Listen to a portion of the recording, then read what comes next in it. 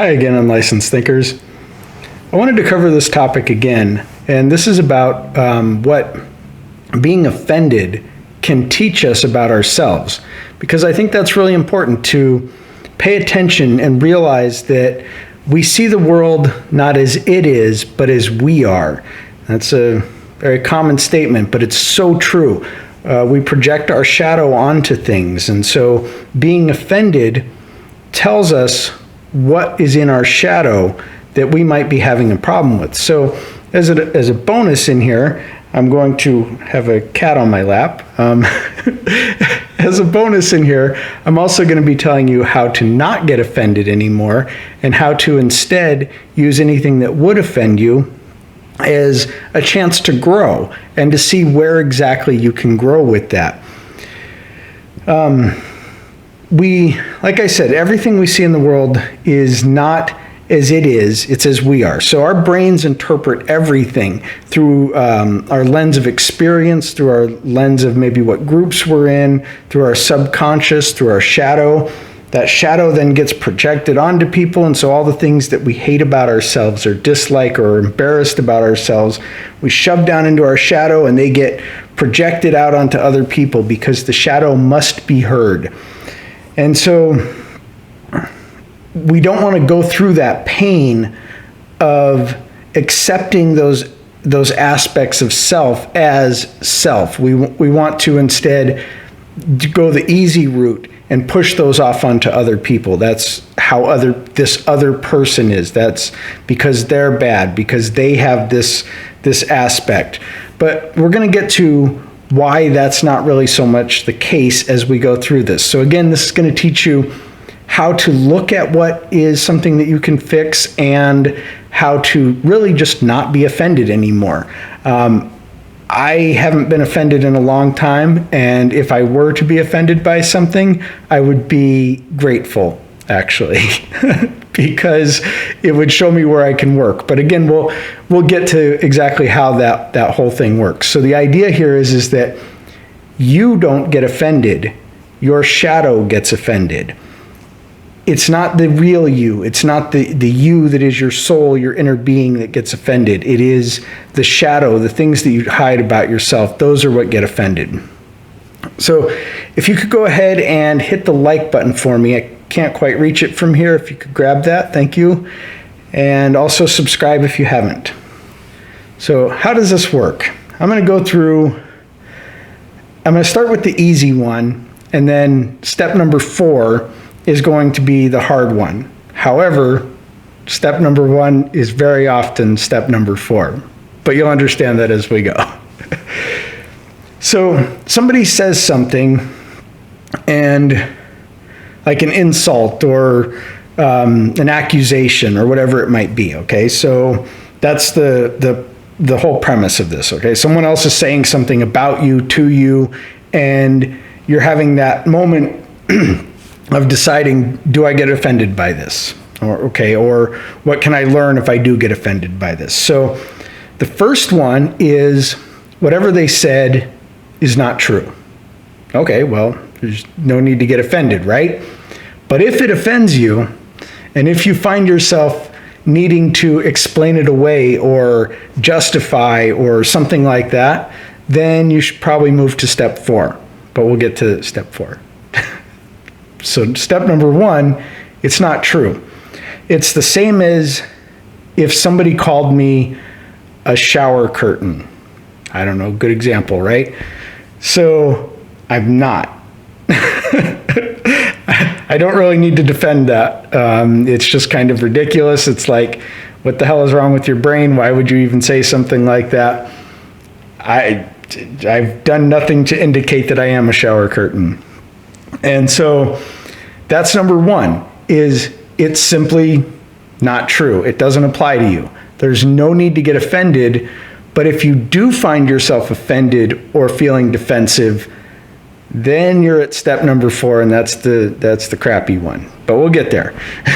So in step number 1, it can be anything that somebody calls you. If somebody calls you a racist, a sexist, a smug jerk, a pretentious a-hole, an idiot, whatever phobe or ist is in popular language and trending right now on Twitter or whatever.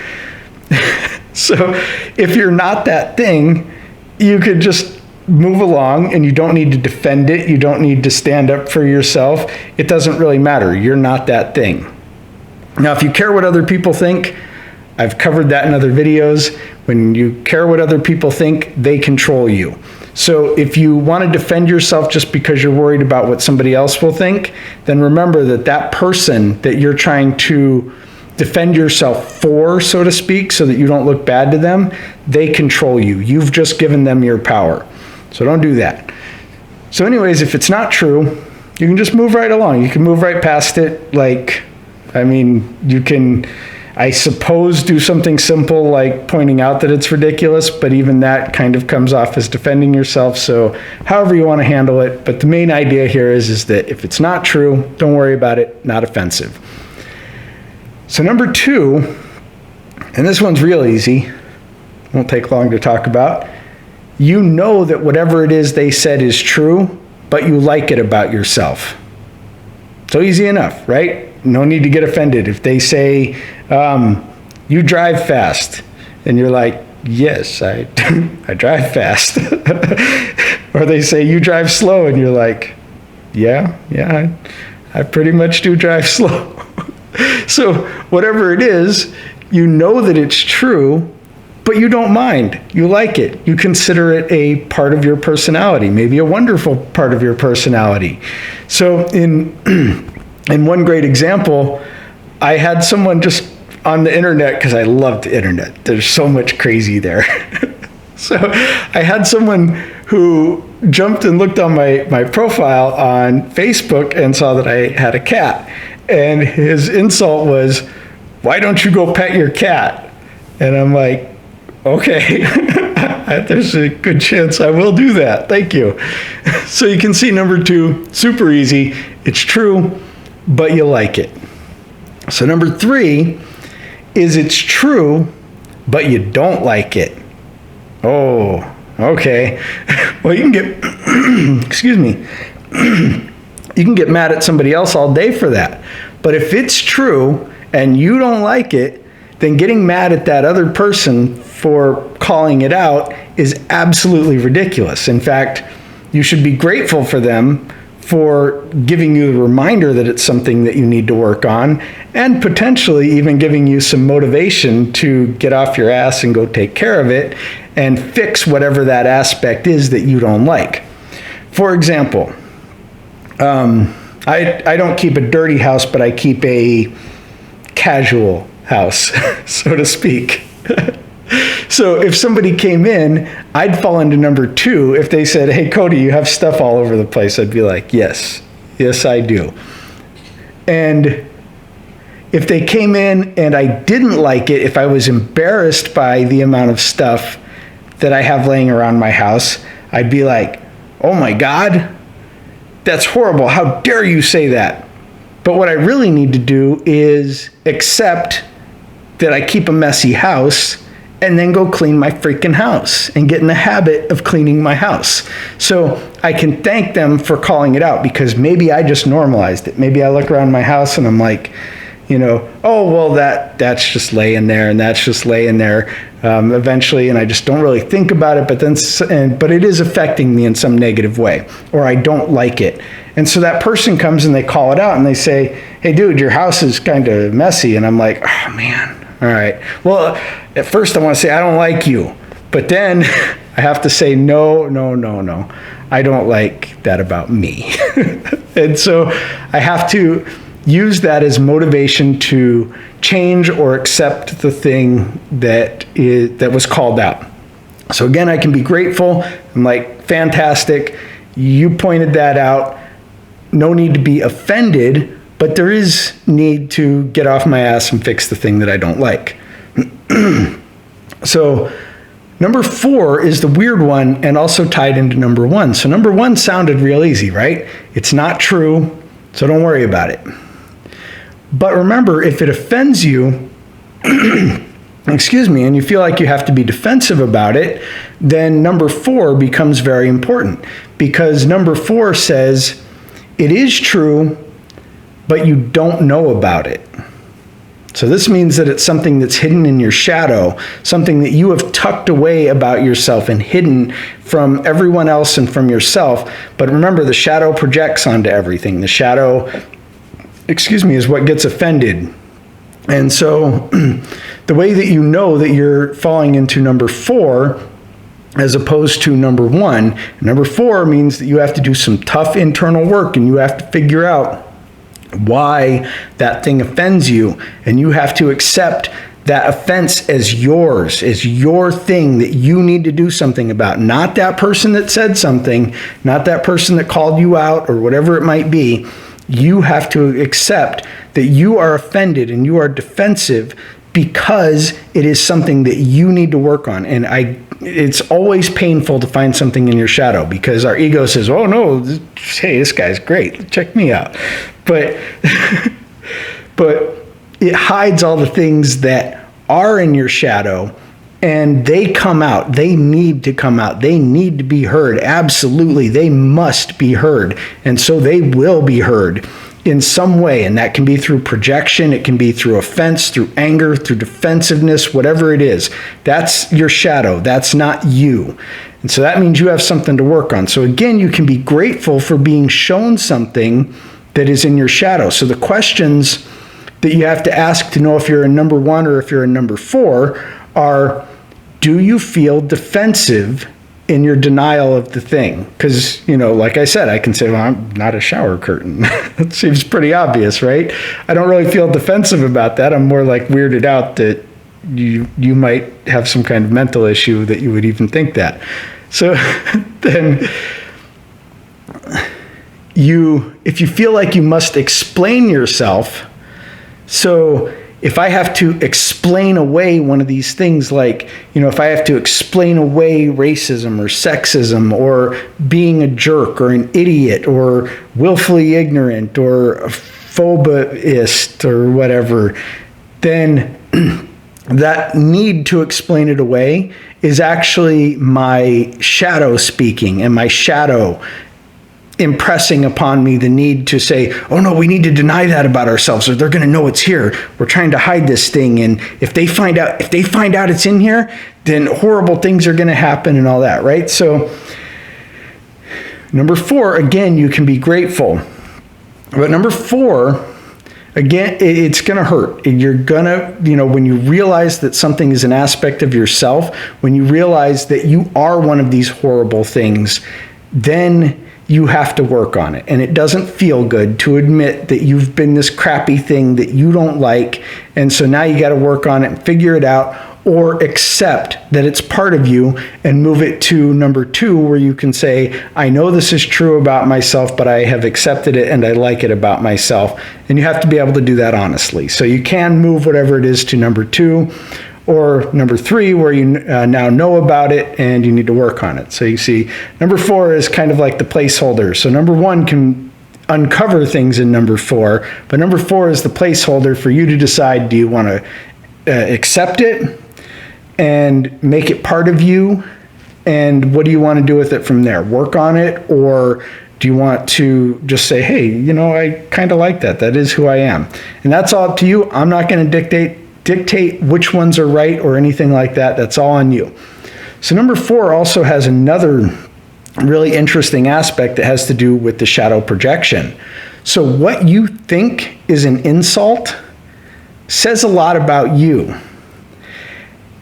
And so the reason that works is because if I use something as an insult, then that means that I think that it's offensive. I don't know what's in the person's head who I'm talking to. So really, how would I know if they would find it offensive? What it is I find it offensive. So that's an interesting one, right? Because now you have to look at what you call other people. So did I call someone a racist, a sexist, a jerk, an idiot? Oh, did I do that? Well, why did I think that would be an insult to them? Isn't that fun, huh? So now I have to think about everything that I say to other people too, because I have to remember I'm going to project, my shadow is going to project onto other people. So if I find the term racist offensive, well, I need to think about that, and I need to decide why I find that term offensive. So again, you dig into that yourself. Sorry, little interruption there. Sometimes I forget to put my phone on silent. And I'm not offended by that at all. So what I jump to as an insult, and it could be calling someone, a German from the 1930s or 40s, and I could be using that word because boy, does that word get thrown around a lot. Sometimes in conversations, that's like the first thing people jump to. So what that tells me, if I do that or if somebody else does that, that tells me that that is an aspect of their shadow that is just dying to get out. Like it needs to be heard. And so it needs to come out right away. And so they have something about them that they need to project immediately onto another person in order to feel right about themselves and to make sure that it's not their problem, that it's somebody else's problem.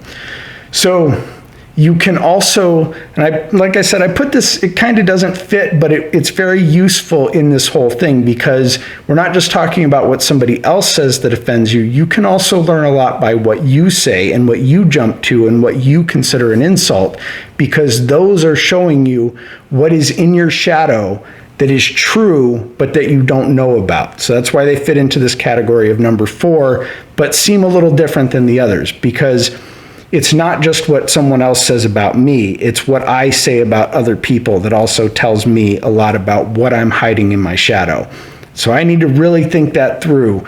And if I'm going to call somebody something, I better make sure that they are that thing. So, if I see somebody stabbing somebody on the street and I call them a murderer, I'm probably not projecting my shadow in that case, although they might be defending themselves. So, am I projecting my shadow by calling them a murderer? Is there something in me that wants to commit murder that makes me jump to they're a murderer as opposed to they're defending themselves? So that's where we go back to watching the Discovery Channel, and you have a cheetah chasing a gazelle, and which one do you root for? That tells you a lot about what's going on in your head. So I'm going to run through the steps again, just to make sure they're all laid out real super simple, so that now you can think about these every time you run into a situation where you are offended.